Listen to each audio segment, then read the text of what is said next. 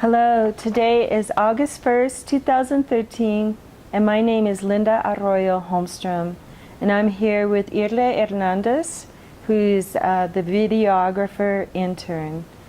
We're going to interview Esther Blazon, who will be telling us her story today. Thank you, Esther, for letting us do this oral history with you today. And the first question is, where and when were you born? I was born in Sterling, Colorado, in June the 26th, 1943. My parents came to Colorado. My mother and my father was from Mexico, my mother is from Texas, and from what I can understand after researching some information, they met and married in Kansas, and they were married and I have a large family. That comes, there are 15 of us. One child died at age of 2 from pneumonia, but the rest of us are all survived. I have a lot of extended family throughout the state of Colorado and out of the state a few. I'm in the middle of my 14 brothers and sisters. I'm in the middle. So I have many older and some younger. We lived, my father was a migrant labor worker. So we lived in many different places in that process. We moved and we rotated with the migrant crop.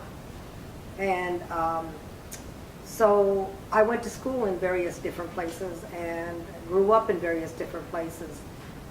Ended up here in this particular area, in Longmont area, because of the crop. My father was following the crop, and so we ended up here in this area. What kind of crops do you remember? Yeah, my dad did beets, and we did shocked grain. We did beans. So those are the kind of crops that were around here. We also would migrate into Nebraska, where there were potatoes, so that we followed that migration of that crop also. Usually it was in the fall, and so that meant that I usually started school usually a couple of weeks after school had started, because we were still like in Nebraska or somewhere with the crop. And so I was always starting school like weeks late, and I always felt like I was behind because of that. Mm-hmm. But so there is a reason and a sense that I need stability, and I needed stability as I became older and an adult and got married. My husband, I told my husband I need stability.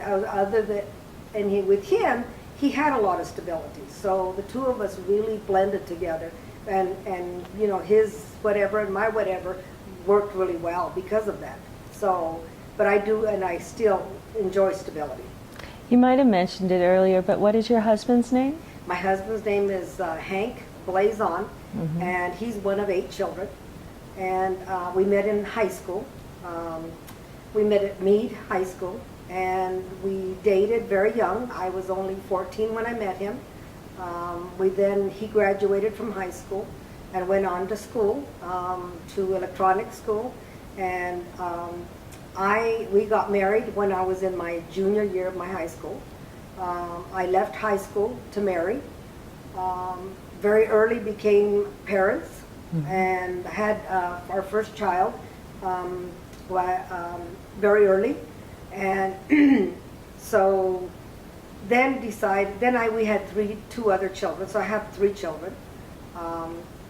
After having had the last child, I began to feel that I personally was happy to be a mom, happy to be a homemaker, but I felt like there was something missing for me, and I couldn't put my finger on it.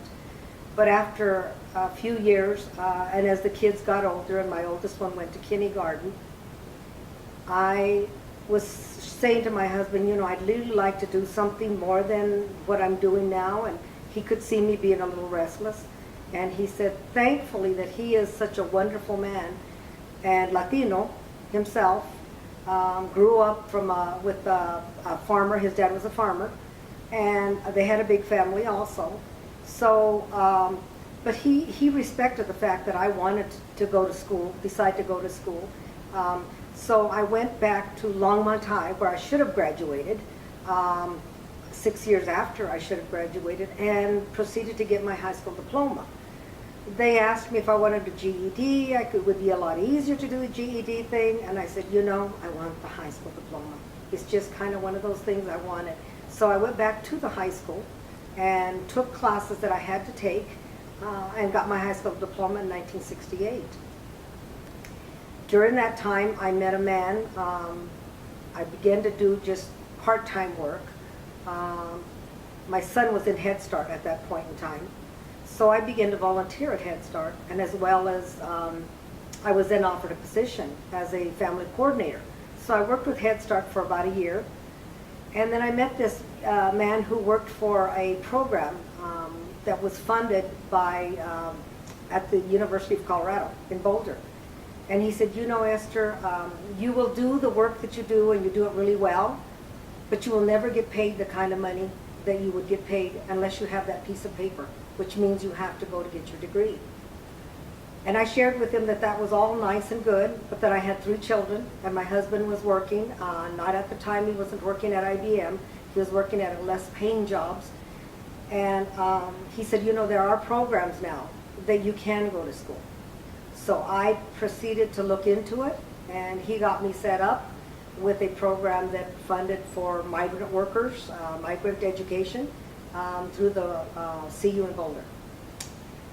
So the first summer in 1968, that summer, I went to college in the summer. I took a summer classes to see if I could make it, because I didn't feel like I had the confidence to do that, but I was able to get really good grades, and I really enjoyed it. And it all came back to me that, you know, I really enjoyed school when I was a young child. But I did not feel that there was anyone that ever encouraged me to continue with my schooling. And I felt like the teachers were not as interested in giving me an opportunity to look at my future and what I could do or what I could not do.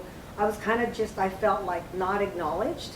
And so I thought, well, you know, maybe I could do this. So my college years were wonderful. I learned and I grew, and I developed so many different, in areas that I had never dreamed that I could have. And this young man, I still remember his name, Angelo Velasquez, was a supporter to me during those years. So he worked with that program, and they provided you with support, and, you know, whether it was because I was a married person, so I came into the program with family. So there were family activities that happened, there were support for families, there were things that wouldn't have happened if I had gone to school as a young single person probably. But married, we got all that support from these programs and from this staff. And I completed my, I graduated in 1974 with my teaching certificate for elementary education. And I knew I wanted to do something going into the field of helping young people, and that I didn't feel that I got when I was in school. I didn't feel that I got that level of support, or that anyone was interested whether I succeeded or didn't succeed. And I thought in my mind, I need to do that for other children that perhaps feel the same way I'm feeling. So I went into elementary education, got my degree. Immediately after that, went to work for the school district in Longmont. Was hired because I was an advocate in the community and had worked with educators around the need to hire bilingual teachers, bilingual staff, and all of that. I had become really involved with the organization El Comite. I was one of the founders of El Comite. We had a shooting in Longmont of a young man who was shot just from a routine traffic violation that they said, and they were never charged with anything, but we lost 2 Latino young men who were somewhat the same age as my oldest, which is a boy. I only have 1 son, and decided that, you know, that could have been my son. So I began to be involved in that and other activities. Can you tell us more about El Comite and what its Sure. mission was at that time when you were part of founding that? At that time, it was in 1980, And it was because of that shooting, there were parents in the community that said, you know, that could have been our child. So we band together, and there were probably, I would say, 14 to 20 of us, parents that decided that we needed to do something that would have a lasting impact.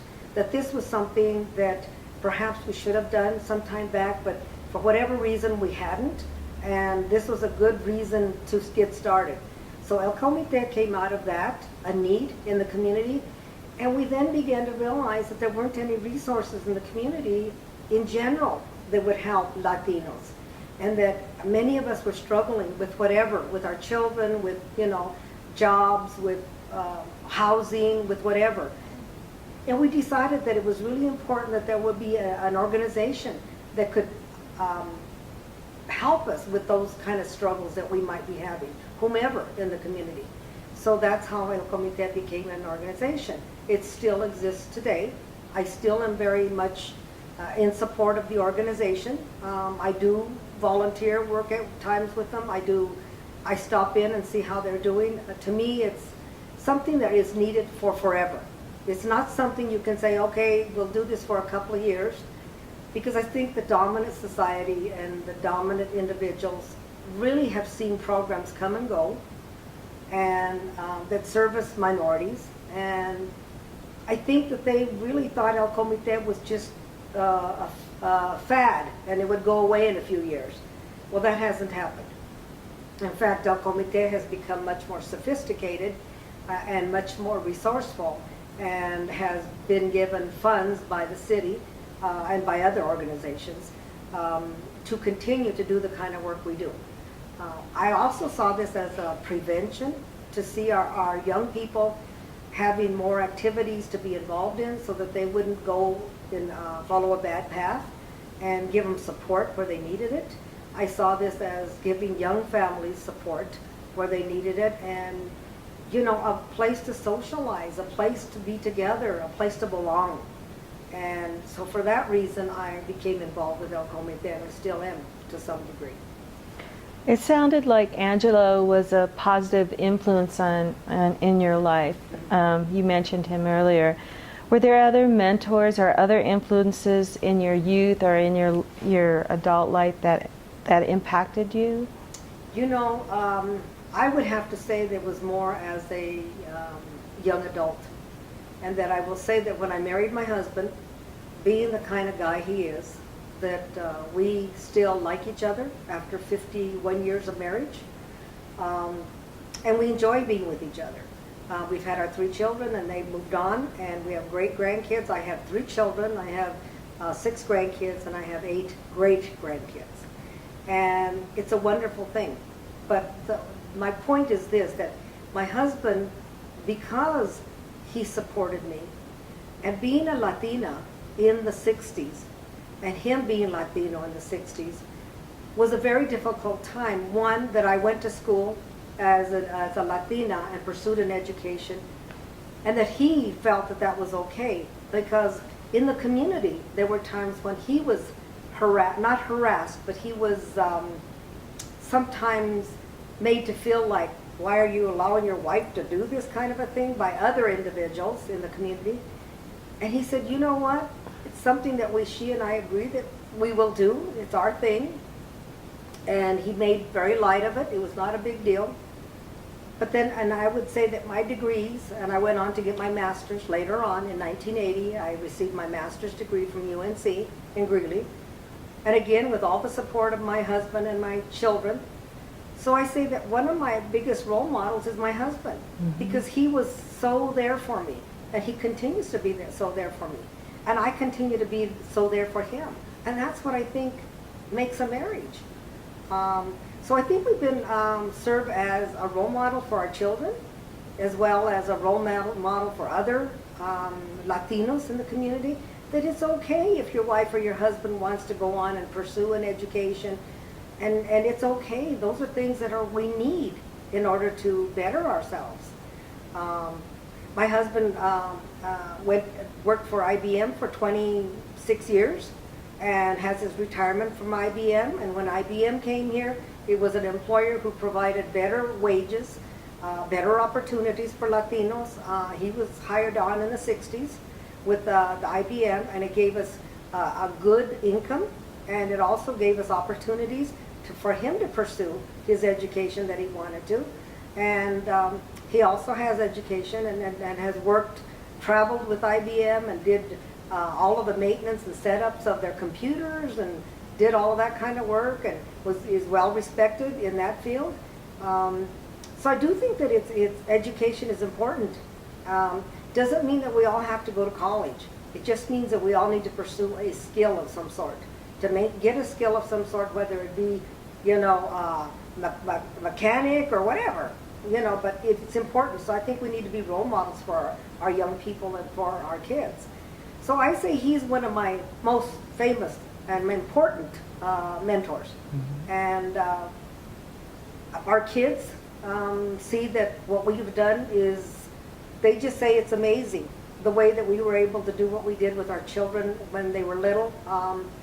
I didn't go to work or do anything until my youngest was in kindergarten.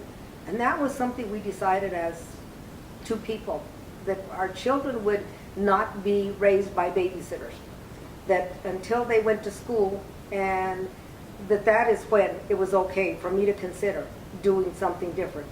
And found a wonderful babysitter, a Latina woman who lived next door to us, an older lady who just was wonderful with my children. She was like their grandmother, and she took care of my kids. And so that gave me a good feeling about being away from my children to go to school, to work, and to do the things that I did in my professional years.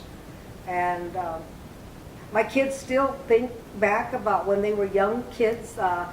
They were expected to participate in the Mexican dances, and they were taught how to do the Mexican dances as children, and they participated in activities in Longmont, and they were always proud of who they were. Mm-hmm. Can you tell me, talking about culture and tradition, can you tell me more about your upbringing and mm-hmm. what types of things you culturally participated in, or were there certain traditions that you followed also? Well, first of all, the main tradition, I think, is that I was raised in a household where my mother was fluently English speaking and had a 4th grade education. My father had 4 days of education, and he came from Mexico and became a citizen in 1961. At some point, he did become a U.S. citizen. But during those years, I saw my dad, who was a very proud man and very hard worker. He was honest. He believed that we are who we are, and we really never should deny who we are, that we are a whole person if we stand by what we believe in and what we stand for. That's important. So he taught us very young that you had to not only work hard, but that there would be days when we were really going to be difficult, that life was not going to be real fair. And he found it very, very unfair because he was a limited English speaker. So for example, when we'd go to the store, he did, in his broken English, would say to the store manager or the help who was helping him what he was looking for. And they would ridicule him because his English was not that good. And we would try to intervene and say, I'll tell them that, nope, they will understand me. I will make myself understood. It's important that I learn to speak English better. It's important that they learn to understand me. And he was in many ways, a stubborn man, that he believed it is what it is, and I will make the best of it, and they will make the best of it. And so he did. And I remember the days when I was so embarrassed, but not realizing at the time, but now realize how wonderful that he taught me that I need to stand up for who I am and what I believe in, and to be proud of who I was, and not to back down to anybody, but also to embrace my culture, embrace my language, and never to be ashamed of it. And even outside of the home, even if I was then later on in life ridiculed, or I knew that I was being discriminated against, or I felt that somebody was just in my job, say for example, I had held many high-level positions and dealt with a lot of Anglo males and felt like there were the days when I wondered why was I even bothering to be here, because it was so degrading at times the way they treated me. But I would think back to my dad, and that he had the strength to stick in there and to be and to do for us, because he had a family. He had a responsibility that he had to do that. So I, in my life, have felt, to this day, I think about, thank God that he gave me the wherewithal to know that there's got to be a way to solve a situation. And you don't do it by fighting physically, but you do it with words, and you do it with understanding. And he would always say, you just turn the other cheek. Because you know what, it's not your problem, it's their problem when those kinds of things would happen. So I grew up thinking that way. All of my family did. And my family is very close, and we all live by certain rules that my mom and dad taught us. They taught us, like I said, to be true to ourselves, to be close, to maintain a relationship. My mother, before she passed away at 76, she said, the only thing I ask of you kids is that you treat each other with respect and love and embrace each other, because that's all you have. When my dad had passed away, you know, that's all you're going to have is each other. So it's important that you maintain healthy relationships with each other.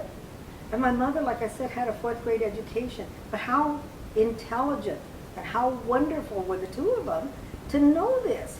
They just had good old common sense. But so I draw back on that a lot. And I draw back on that when my grandkids ask me certain things. And I just say, you know, honey, that's just the way life is. It's not always fair. And you're going to find certain things that are just not going to be the way you want them to. But we will work around that. You work around it. How do you think that type of upbringing helped you in life? I mean, did you ever experience discrimination because of your culture or your ethnicity? Absolutely. Was there an incident where, you know, it made a difference for you? There was a really one that sticks out in my mind, and that is that when my husband and I bought our first house in Longmont, we actually did it in a way that we did not need to use a realtor. And it was on the east side of town, our first house that we bought, a little small house. And but when we wanted to upgrade, by the time that we were deciding to upgrade and buy a bigger home, he was working at IBM, and I had a good paying job. So we thought, okay, let's start looking at houses. I wanted to look for houses on the west side of Longmont. And as is traditionally known in Longmont, the dividing line was Main Street. And the east side of town is where Latinos lived. And the west side of town is where, and the north and the south were more where the dominant population lived. So we went to go start looking for a house. I said to the realtor, you know, I want a home, but I'm looking more for a house on the west side of town. And wouldn't you believe that I went through 2 realtors before finally the third one. I said to them, if you're not going to show me houses on the west side of town, let's not even do anything. It's just not working for me. I am asking that you show me houses where I want them. If you can't do that, that's okay, but let me know. Because they would then, the 2 first realtors would take me to the east side of town. They'd say, now these houses are da-da-da. And I said, no. I said, I'm looking for a house on the west side of town. Finally ended up buying a house on the west side of town, and I still remember the gentleman's name, and I call him a gentleman because that's what he was, who we finally bought this house. Then to come to realize that we moved in, and it's on the very west side of town by Longmont High School. And so we were the first Latino family that moved in there. And so life was really difficult the first few years. One of my neighbors, and I lived there 30 years, never spoke to me in 30 years that I lived there. She's Anglo. Never spoke to me, would not allow her kids to play with my kids, would not associate with us. But there was a family that was across the street from us, very nice family, Catholics, older couple, who really embraced us and really helped us get through those really hard years. And my kids were you know, they experienced a lot of that going to Longmont High School. My son was very active in sports, but he was many times called the dirty Mexican, and which would create some fights on the school grounds. So we were called in, and he had a lot of friends who were in sports that were Anglo, and they were defending him, supporting him, but he did go through a lot. My daughter, my oldest daughter, was a cheerleader for Longmont High for 1 year, and she said, "Mom, I'm just going to do it for this 1 year. I love being a cheerleader, but I don't feel that it's a healthy thing right now for me." She said that one day her friends, who were mostly all Anglos, because Longmont High was mostly Anglos, that the cheerleaders were cheering, and that one of the cheerleaders had said, "Look at those dirty Mexicans." And she said, "They're not dirty. You know, there's nothing wrong with them. They're not dirty." And they said, "Well, yeah." And she said, "No." She said, "You know, I'm Mexican, and I'm not dirty, and they're not dirty." And she said, they turned around and told her, "Oh, but you're different. No, you're not like them. You're not Mexican." And she said, "Yes, I am. And I'm proud to be Mexican." And she said that left a real bitter taste in her mouth about being around those kind of people. And she says, "Mother, and Dad, I want to finish the year off to being a cheerleader, but I just don't have, that's just not an interest of mine at all. That just killed, it was it killed the joy of participating in something that she should have been able to enjoy in high school." And so my kids experienced those things. And so they too understood that there's certain things you just have to realize that not everybody is going to treat you fairly because of the color of your skin and because of your culture, your background. And since my kids were taught never to be ashamed of who they were, they went out there like troopers saying, "I am Mexican," or "I am Latino, and I'm proud of it," and this kind of thing. So they did get some harassment in school. But we made it through those school years. And they all have good jobs. The girls have associate's degrees, and one of them's close to her bachelor's, which she's finishing. And my son has a wonderful job, and he's succeeded in life, and they all do well. But I don't think it was because of society and the systems didn't help matters. Had we not been the parents who were there advocating for them, which there are a lot of parents that can't do that because of a language barrier or whatever, that many of our kids, the dropout rate is horrendous. And that's a sad situation. But I wasn't going to allow them, particularly my daughter, who is really, really a smart kid, pulled all A's in school and in her college years. But in her elementary school years, I was told that she belonged in special ed. And I said, "I don't think so. She is bright. She does well. There's something going on that is not right in the classroom. So let's figure that out. She's not going to special ed." But she could have been put in special ed. And I look back at that. So I say those are things that are not so, some of them are subtle, but they're there. And the signs of in Longmont that Mexican dogs are not allowed, that were there before our time. I mean, the attitude's still there in many ways. So it's an ongoing thing. And if we think that discrimination is going to be gone, no, that's not going to happen. We just need to be on top of things and do the best we can. And so I think that I've learned a lot from that, and I've taught my kids to be who they are, never to be ashamed of who they are.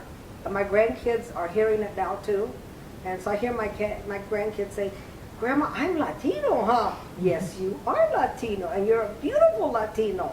So those are the kinds of things I think we need to instill in our children. And we need to be advocates for our children when they come up against hard times. I had people that were there for me, and so I hope that I can be there for my kids and for my grandkids and for other kids in the community. It's apparent that you are an amazing advocate, not only for yourself, your family, but also the community. Yeah. So we want to thank you for your advocacy. And I just want to ask you, is there anything else you would like to comment, or is there a topic we didn't cover that you would like to share? You know, the only other thing I think that is really important is that we give back. And when I was able to go to college, it was because of monies that came because of a special program. And I think that we need to be aware of where and how you got your education and give back into the community.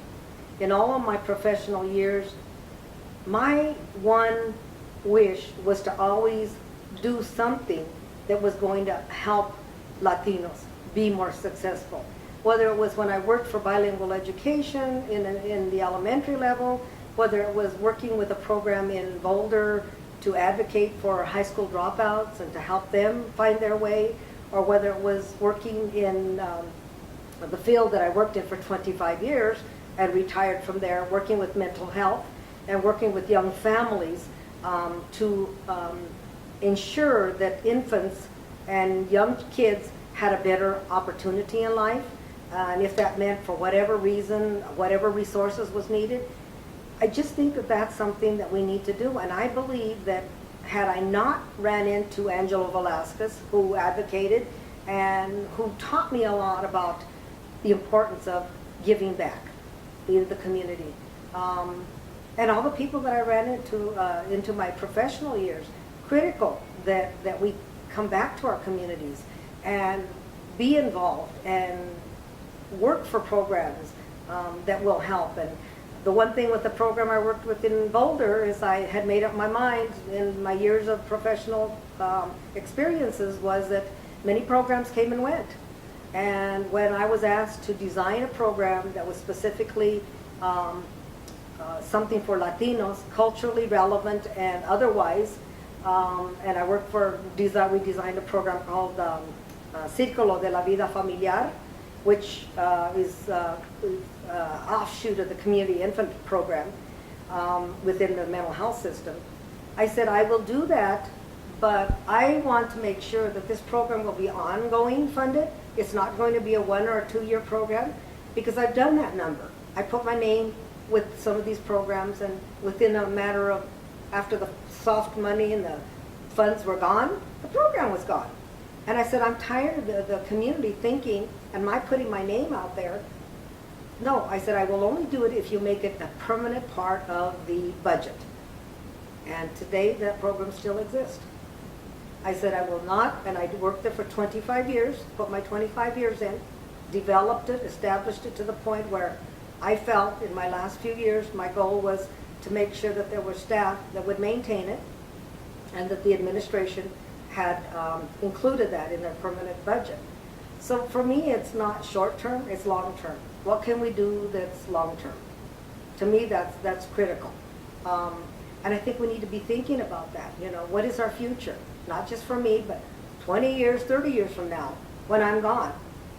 Did I make a difference? And that's what's always in the back of my mind. Have you made a difference, Esther? God put you here for some reason. And I'm a very religious person, that I believe that we're here for a reason, and that we're all special in our own way. So we need to take advantage of that, and we need to make something of it. We can't just sit back and say, well, okay, somebody's going to do for me. You need to get out and do. Talking is one thing, action is another. And I do believe that it's important that we do that. And when I had my house built, that's another area. To me, I incorporated who I am in my home. And my house says bienvenidos. And that's the way I feel. And my son on the front of my door says, mi casa es su casa. So my house is your house. As long as you treat me good and you treat people good, I think that's what's the most important, is that we need to learn to treat each other good as human beings. Has nothing to do with the color of your skin, your language, your religion, your choice of politics or anything. It's important that we just accept people for who they are and embrace that. Thank you, Esther. You're welcome. Thank you. What a wonderful interview. Thank you very much. Part 2 with the interview with Esther Blazon.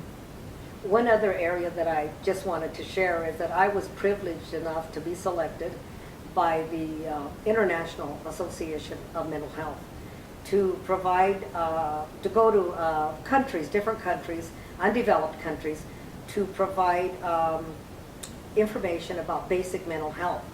Because I am Latina, because I am bilingual, because I am professional, have been in the professional field of mental health, was asked to be on a group of 6 people to go to other countries. And I was fortunate enough to go to Ecuador.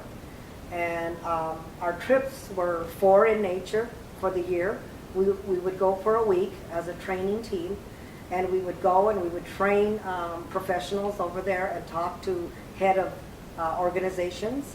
And in fact, the president of Ecuador attended some of our training, and to talk about the need for mental health programs and how to identify mental health issues. And it was not dealing with the very seriously mental ill person, because that we could not do. But we did training around how to identify such things as depression, alcoholism, you know, those kinds of things that there would be an opportunity for the professionals over there to provide some counseling, some group sessions, some information for women who are dealing with postpartum depression. And so we took and provided a lot of literature in Espanol. So I researched, and we researched to find literature in Espanol that we could take with us to the different countries. I did 1 year, and because of my health, was not able to continue to do the following year. And then they did run out of funds, so there was only 1 year that I did not do it. But what an experience. What a wonderful way to provide for those individuals who didn't have the opportunities that we do here in the United States. And I found that really rewarding and interesting. So I just wanted to include that piece, because that's a piece that has stayed, it's a very important piece of who I am, and how fortunate I felt to feel like somebody valued my strengths, my education, my skill, who I was, which I didn't get that when I was a young person and as a young adult.